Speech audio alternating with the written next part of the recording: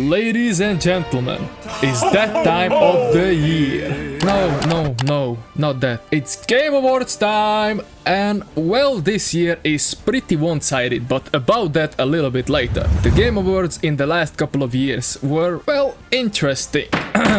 No, Your Honor, I am not saying that it's rigged. But they make interesting decisions. See, ranking games nowadays is kinda tricky mostly when it comes to Game Awards. You might have a game that everyone loves, but it might not meet the right criteria. This year I think the roster of the not yet confirmed nominees is pretty shallow, so let's see what they actually are.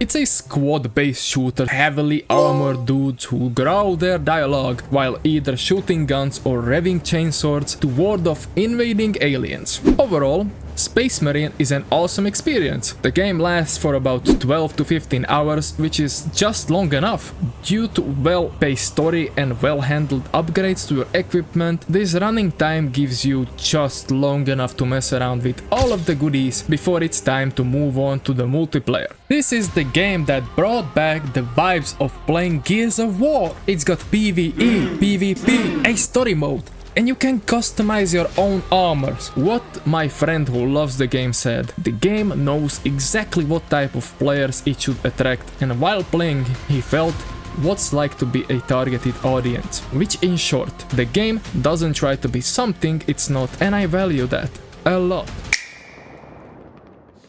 So, figure out who we're killing yet? Oh, fuck! You really thought this is one of the nominees? Nah, get out of here. The Federation of Super Earth, keeping managed democracy safe with the lives of our heroes, protecting freedom from tyranny with the gentle touch of an iron fist. It's hilarious, smartly designed, and intense, whether you're playing solo. Though, like most games of this type, Helldivers 2 is much better with friends. Well, if you don't have any, you can play with bots. With variety of missions, a huge catalog of weapons, emotes, armors and abilities to unlock, and long-term campaigns against the bugs and automatons. Automatons? How the fuck do you pronounce that? Automatons. To fight in the name of the managed democracy. What's nice is that every mission feels different, even if you've completed the same objectives before. That's largely because maps are distinct and unique, even on the same planets. What makes Helldivers 2 cool are the little touches that make sure you're always thinking about how to manage those resources while hordes of bugs and robots throw themselves at your squad. Helldivers has enough laughs to keep you busy for a long time. It's upon us. The reunion, when worlds merge. Good, Aerith. Pray. What happened to this place?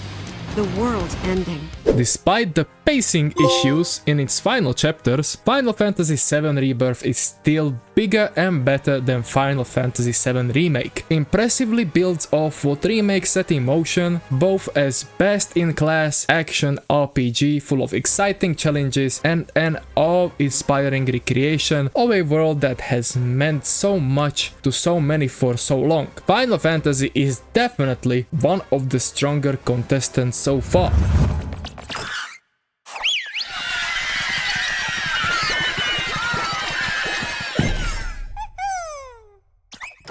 Like, honestly, you cannot dislike this game. A very inventive platformer in its own right, Astro Bot is particularly special for anyone with a place in their heart for PlayStation. Astro Bot also does some things I've never seen other games use well or even at all, blowing into the controller to create bubbles or sound a horn. Though obviously a bit of a gimmick, it fits perfectly into the level each time Astro Bot uses them. Despite being a museum to Sony's past, contrast, Astro Bot is more concerned with looking forward, not backwards, and it is very noticeable. An absolute joy to play from start to finish, but the only real potential for this game to win is in the family category.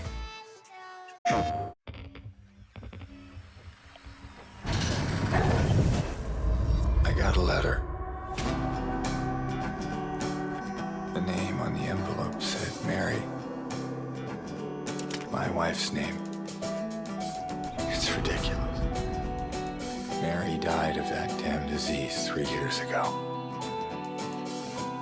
So then why am I looking for her? Against the odds, Bloober team has delivered a remake that both expands Silent Hill in just the right places and gives careful attention to what it preserves. For some, the game represents the holy grail of the survival horror genre. Its uniquely dreamlike mood, interesting enemy design, hauntingly amazing world, claustrophobic combat, wonderfully clever level design, and a thoughtful story had me hooked throughout my 12-hour playthrough. To summarize the key things, this game nailed its atmosphere, looked stunning, was genuinely scary at times, and had such a great story by the end. And most importantly, it captures the original's vibe. This is one of the titles I personally would welcome as the game of the year, but my hopes are rather down cause it's a remake and...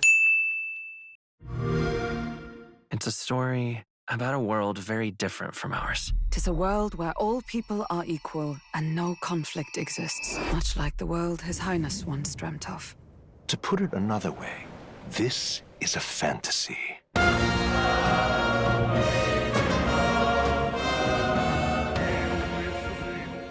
A wonderful RPG that builds on many of Persona's foundations, with a strong sense of exploration and a lovely suite of battles. Its heavy combat focus may mean it remains in the memory less than its high school predecessors. Structurally, it feels less repetitive, it has more animated cutscenes that elevate those key story moments, and I think it's the best game Persona or Persona like Atlas have put out, but there's a part of me that feels like it's missing something. Still, a very good contestant by the reviews and what everyone thinks about the game.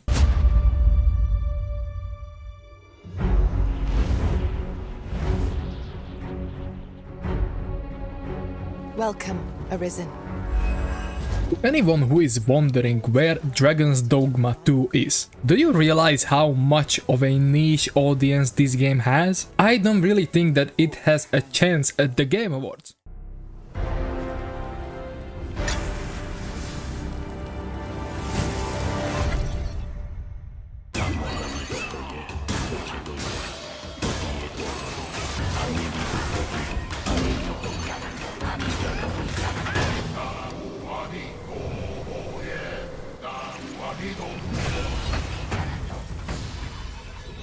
Black Myth Wukong is an action RPG that blends Chinese mythology with Souls-like gameplay elements. To more experienced players, it's a breeze, and for the newcomers, it's set to a playable difficulty. It is a good action RPG. Excellent combat mechanics, phenomenal cinematic boss battles, and some of the best audiovisual presentation in modern gaming. Unfortunately, it's held back from true greatness by a new wave of criticism. Very underwhelming level designs, poor enemy variety, and a redundant gear system. This game is huge, ambitious entry into the gaming landscape for a former mobile developer, and in seemingly most ways, they knocked it out of the park. Okay, hold on. Future Earring Talks talking right now. While making this list, I noticed that Polygon has already posted its nominees. Which game I think should realistically win? Not to be biased, Wukong should, in my opinion, by logic, win the Game Awards of 2024. It is everything we expected and even more. The launch of Wukong means something, and it captured a broader audience than any of the previously mentioned titles. My predictions are set and my money is on the Monkey King. I am sure that there will be a lot of different views on this topic. Like if you enjoyed, subscribe to help me grow, and see you at the Game Awards. Bye bye!